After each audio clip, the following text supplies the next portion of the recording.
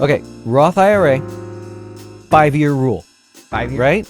There's a couple 5-year That rules. was a 4-year rule that you just Yeah, showed I me. know, but when you do it, people don't know. I do it all the time. The Clearwater office, they're like, "You ready to go?" I'm like, "In 5." They never get it. Never get it. But the 5-year rule, let's just conquer this thing once and for all. Let's get into the woods a little bit here. What do you got? People mess up the 5-year rules so much. And, So misunderstanding. And it's easy to mess up. It's confusing. The IRS, as with anything, they make it all confusing. I don't have any. And so you've got the two different clocks. Basically, we look at it as the clock. It's like, well, when does this start? When does this end? And one that everybody oftentimes messes up, and to be honest with you, for the longest time, I was trying to figure out myself. It's, okay, if I do a Roth conversion, and I am wanting to then access that money, how long do I have to wait? Well, the 5-year clock is you have to wait 5 years unless you're already 59 and a half. Then you don't have to wait. That's it. It's really simple. But where people really should be thinking about this is, what I like to see is the person who is retired or going to be retiring. They're planning to retire and they're trying to figure everything out. And they're saying, hey, I want to retire early. You could potentially take your Roth IRA. Now, granted, like we always like to see the Roth used last. But you don't have a big individual account. You've got everything in pre-tax 401k. Thank you. You retire early. You could use your principal off of your Roth IRA for a few years, buy you some time. Then you could actually convert your 401k, part of it, wait 5 years and access that. And so there's the opportunity there. Now, you've got to space it out. You got to make sure you have enough income from all this. You got to have some decent size accounts. But you could potentially use a Roth conversion as part of your bridge if you do it right. Because you can access all of the money that you've paid taxes on after 5 years, even under 59 and a half. If over 59 and a half, you can get it right away on the conversion. And the 5-year rule, by the way, it's really interesting when somebody asks about it at the end of the year, because the clock starts at the beginning of the year. January 1. So even though you might do a conversion December 24th of some year, well, the clock started at the beginning of the year. So really you only have 4 years. So we're back to 4. You could cheat it.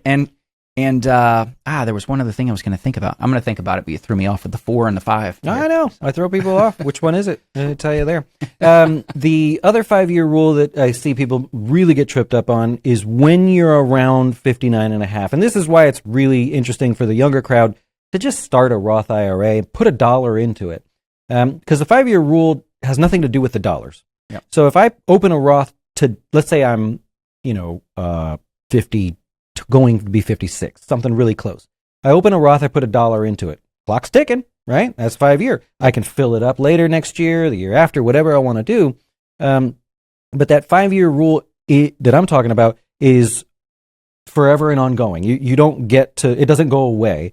And so even if you're 60 and you start a Roth IRA and you just, for whatever reason, started one, you put money into it, well, you got the 5-year rule there if you're going to start tinkering with the earnings of it. And the earnings are the big part there, because we break it into 2 categories. It's either 5-year rule and you're younger than 59 and a half, 5-year rule and you're older or somewhere around 59 and a half.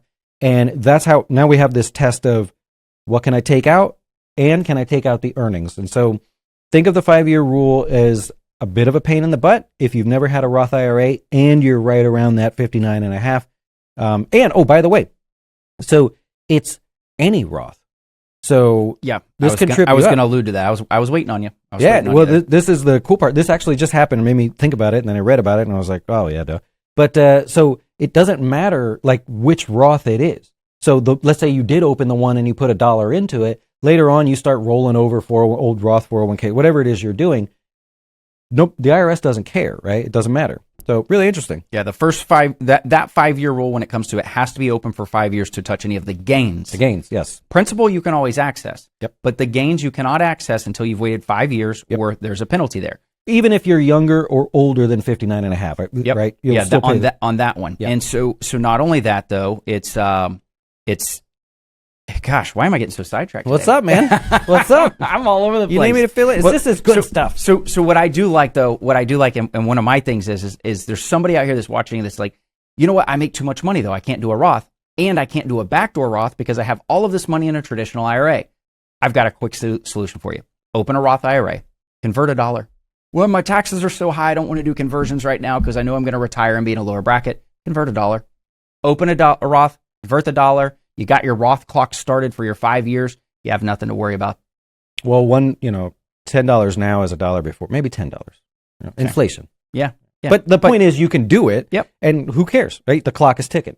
So if you find yourself even like, oh, I don't know, you guys just even confuse me more, and you don't have a Roth, just do it. Just open one, put $1. Just get the clock started. It really doesn't matter. That's the biggest takeaway. You can't just open one and let it sit. There has to be a contribution. We're just saying put something into it, whatever the amount is. Why are math books always unhappy?